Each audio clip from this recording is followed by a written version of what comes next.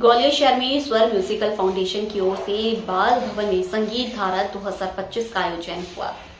इसमें कलाकारों ने गायन वादन के साथ नृत्य की प्रस्तुति दी। कार्यक्रम का शुभारंभ छत्तीसगढ़ रायपुर से आई पंडित मीरा वैष्णव द्वारा जल तरंग वादन से हुआ। उन्होंने राग पुरियां कल्याण में द्रुत गत की बंदिश, तीन ताल में अलाप, लयकारी और तानों की खूबसूरत प्रस्तुति दी। इसके बाद वृंदावन से आई गायिका आस्था गोस्वामी का शास्त्रीय गायन हुआ। उन्होंने राग श्याम कल्याण में मधले झपताल की बंदिश श्याम छवि मनहर लियो सुनाया। इसके बाद द्रुत तीन ताल में बंदिश नींद ना आवत की प्रस्तुति दी। इसके बाद नृत्यांगना तरुणा सिंह के शिष्यों ने तराना, झपताल और गद भाव में माखन चोरी की प्रस्तुति दी। आज किस कार्यक्रम का और क्या? राधे राधे। कार्यक्रम बहुत सुंदर था, ये आयोजन बहुत ही सुंदर था और अंशिका जी को इसके लिए बहुत बहुत बधाई और हमें बुलाने के लिए बहुत बहुत धन्यवाद। बस मन में एक विचार आ रहा था कि ऑडियंस जितनी हमने अपेक्षा की थी उससे काफ़ी कम थी, तो उसके क्या कारण रहे होंगे ये ग्वालियर वासी जानते होंगे, किंतु आज का आयोजन बहुत ही सुंदर था। आज किस तरह के कार्यक्रम आयोजित हुए? एक्चुअली मैं स्वर म्यूजिकल फाउंडेशन विगत 5 वर्षों से इस कार्यक्रम को आयोजित करता है, संगीत धारा, जो कि ग्वालियर के लिए बड़ी गौरवान्वित बात है। और आज के कार्यक्रम में वृंदावन से पधारी सुश्री आस्था गोस्वामी जी उपस्थित है। विदुषी एक बहुत वरिष्ठ गायिका है, जो ग्वालियर के लिए गौरव सम्मान की बात है उनका ग्वालियर आना।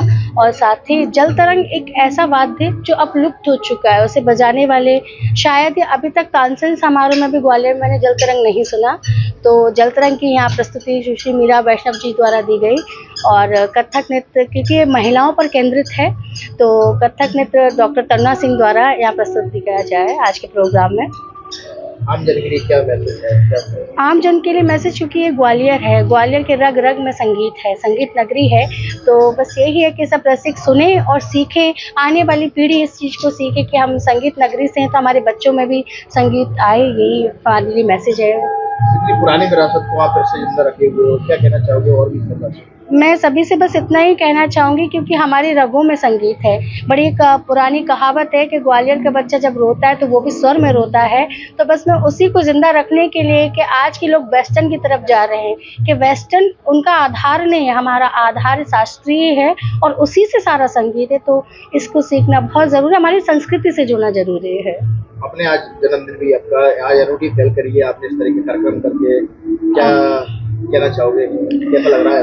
अब ये तो सब ईश्वर की कृपा है, जन्मदिन है तो मैं यही सोचा कि अपने जन्मदिन को संगीतमय कर दूं, क्योंकि मैं खुद एक गायिका हूं, तो इसलिए बस संगीतमय कर देना चाहती थी।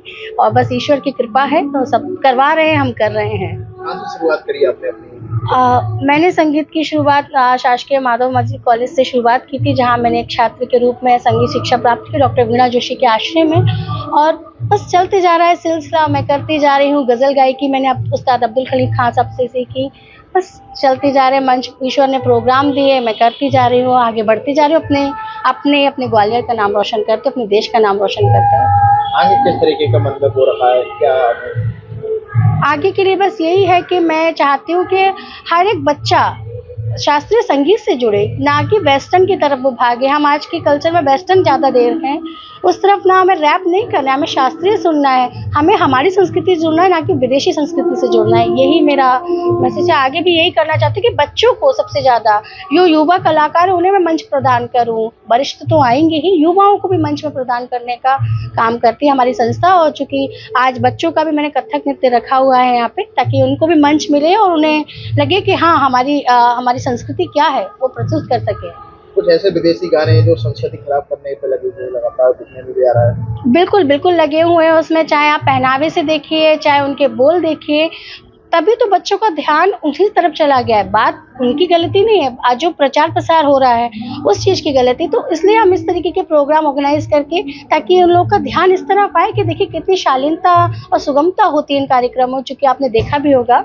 तो बस यही मेरी पहल है और प्रेरणा है कि मैं करती चली जाऊँ आगे। आपका परिचय? मैं अंशिका चौहान, ग्वालियर घराने की गायिका हूँ और स्वर म्यूजिकल फाउंडेशन की अध्यक्षा हूँ।